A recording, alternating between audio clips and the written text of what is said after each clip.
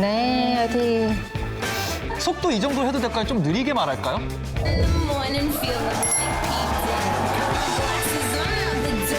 잠깐만, 사장님. 느낌 아니까. Thank you, Chris Evans. That is true. Yeah, I saw it. True.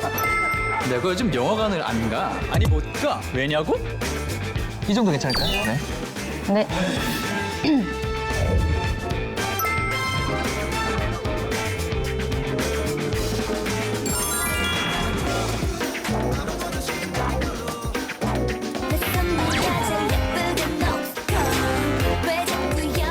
프로그램 이번에 부산에서 촬영한다 그랬거든.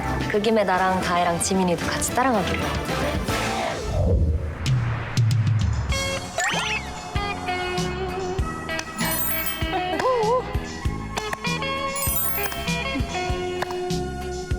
뭔지 알지?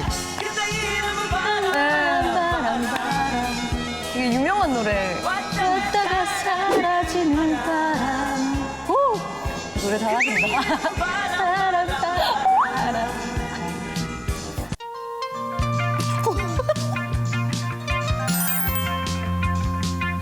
사실 이 음악에 나오면 반응을 할 수밖에 없거든. 왜죠 갑자기 이거는? 별빛이 흐르는 다리를 건너. 으쌰라 으쌰. 잠깐만. 왜? 아니 갑자기 이 노래를 왜 부르시는 거예요? 아, 왜? 일단- 만나자마자. 너무 좀 갑작스러웠어요? 네, 당황스러운데요? 뜬금없지. 네. 다 이 노래를 틀었던 그럴 만한 이유가 있어. 어떤? 궁금하지?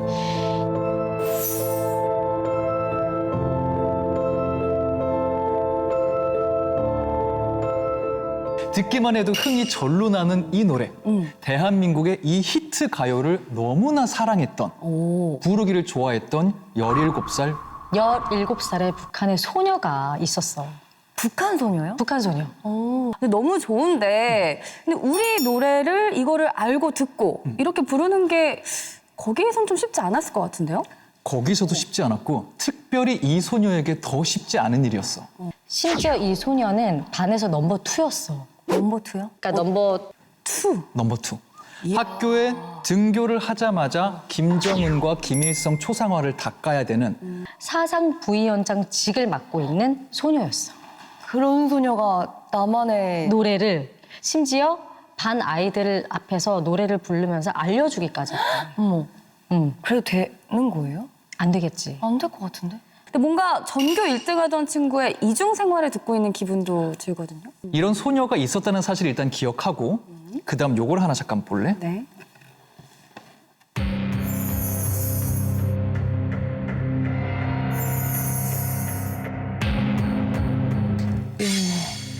너무 무서운데요? 어떤 사진 같아? 되게 위험해 보이는데 뭔가 이 납치당하는 것 그치. 같이. 근데 주변 사람들이 지금 카메라를 찍고 있고 구경하고 있고 뭔가 예술 행위 같은 거 하는 것 같기도 하고. 이 사진은 탈북을 하다가 중간에 붙잡혀서 강제로 북한으로 북송되어 가는 여성들의 모습을 연기로 표현한 북송 퍼포먼스. 아, 연기. 연기. 그래도 다행이다, 연기여서. 그나마 다행이지. 네, 네.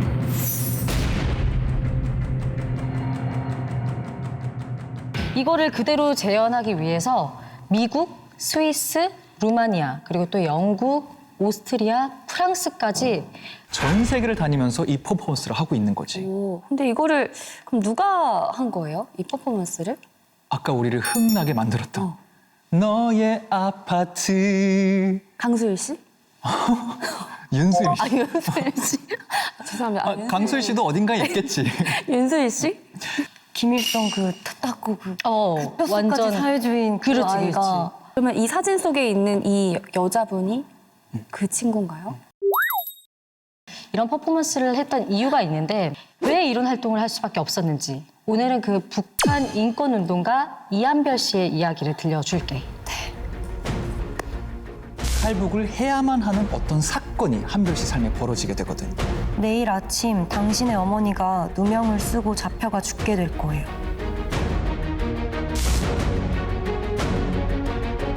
두만강의 수심이 평소보다 2배 정도로 불어있는 하필. 정말 네.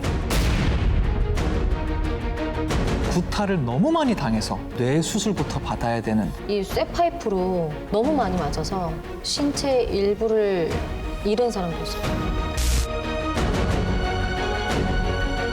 너무 아무렇지 않게 얘기를 하시니까.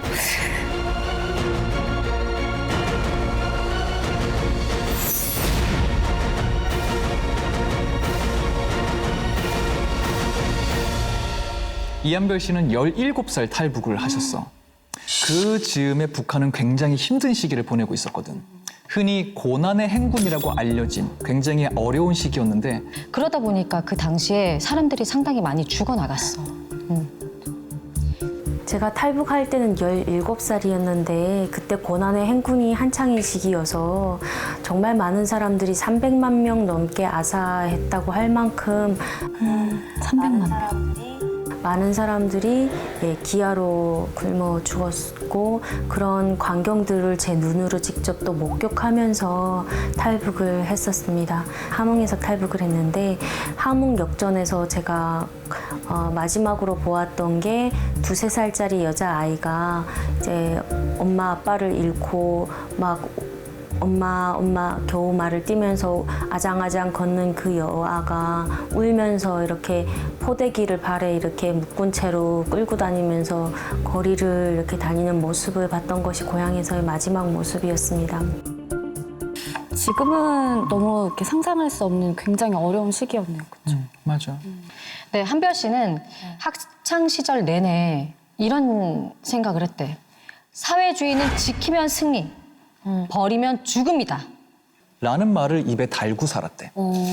실제로 학교에 글짓기가 벌어지면은 항상 칭찬을 받기도 했었고 그만큼 사회주의에 대한 믿음과 확신이 컸다고 그래. 그렇게 자랑스럽게 사회주의를 찬양했던 분이 왜 탈북을 하게 된 거예요? 탈북을 하지 않으면 안 되는 탈북을 해야만 하는 어떤 사건이 한별 씨 삶에 벌어지게 되거든. 이걸 한번 읽어줄래?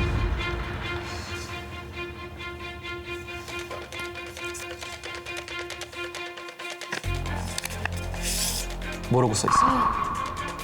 내일 아침 당신의 어머니가 내일 아침 당신의 어머니가 누명을 쓰고 잡혀가 죽게 될 거예요.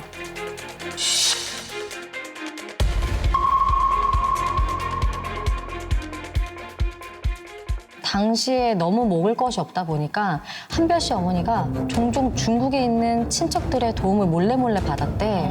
그래서 먹을 것을 얻기 위해서 두만강을 몇 번 왔다 갔다 건넜다고 해. 그럼 그때 발각이 된 거예요? 근데 정확히 이것 때문에 발각된 건 아니고 다른 사건이 같이 얽혀 있는데 요 비슷한 즈음에 함흥에 있던 안전원 한 명이 권총을 잃어버리는 사건이 벌어져. 권총이요? 본인의 권총을 잃어버린 거야. 근데 그때 함흥 보위부에서 생각을 했죠. 이 권총은 분명 국내에서 이 습득한 사람이 처리하기 힘들 것이다. 다들 어렵게 살고 있으니까 이 총을 해외에 갖다 팔려고 하는 사람이 있지 않을까? 라는 생각을 했다고 그래. 그리고 나서 한별 씨의 어머니가 용의자로 지목되고 있지. 그 사람들 중에서 마구잡이로 그냥 오해를 받은 거잖아요. 누명을 그냥 씌운 거잖아요, 갑자기.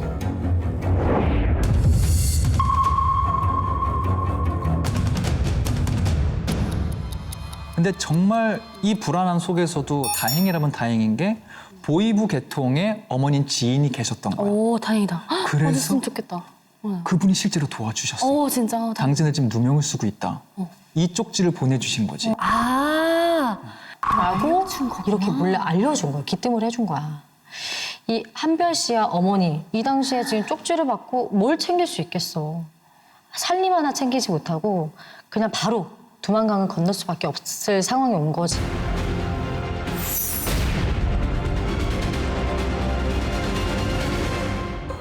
열일곱 한별 씨가 두만강을 건너던 그날 밤은 8월 장마철이었어. 두만강의 수심이 평소보다 2배 정도로 불어있는 위험천만한 밤이었지. 하필. 정말 하필. 네, 왜냐면 장마 때 이 물의 수심이 높아지기도 하지만 물이 불어나니까 그 물살도 굉장히 세지잖아요. 근데 심지어 한별 씨가 수영도 못했어. 아이고. 너무 겁이 났다고 해. 물이 엄청 깊은 거예요. 그래서 막 물살에 떠내려가서 막 하마터면 진짜 엄마랑 같이 탈북하는데 저는 죽을 뻔했어요. 물살에 이렇게 휘감겨서 근데 그때 당시에 막 앞에 가는 엄마를 부를 수도 없는 거예요. 제가 소리쳐서 엄마 나 살려줘 이렇게 하면 북한 군인들이 총을 쏠 것 같고 너무 무서워서 소리도 못 지르고 막 떼내려가고 있는데 그래도 발밑에 갑자기 돌이 이렇게 밟히면서 중심 잡고 다시 건너갈 수 있었어요. 그래서 그렇게 목숨을 걸고 조용히 두만강을 건너는데 간신히 성공해, 두 모녀가. 그리고 정말 다행히 두 모녀에게는 중국에 살고 있는 친척들이 있었잖아. 맞아요. 인근에 살고 있던 친척들에게 연락을 해서 무사히 안전한 곳으로 피할 수 있었다고 해. 너무 다행이다. 그런데 한별 씨처럼 본인들을 데려와 줄 사람이 중국에 없는 사람도 있었을 거 아니야? 그분들이 마주해야 됐던 현실은 암담함 그 자체였다고 그래. 암담함 그 자체였다고 그래.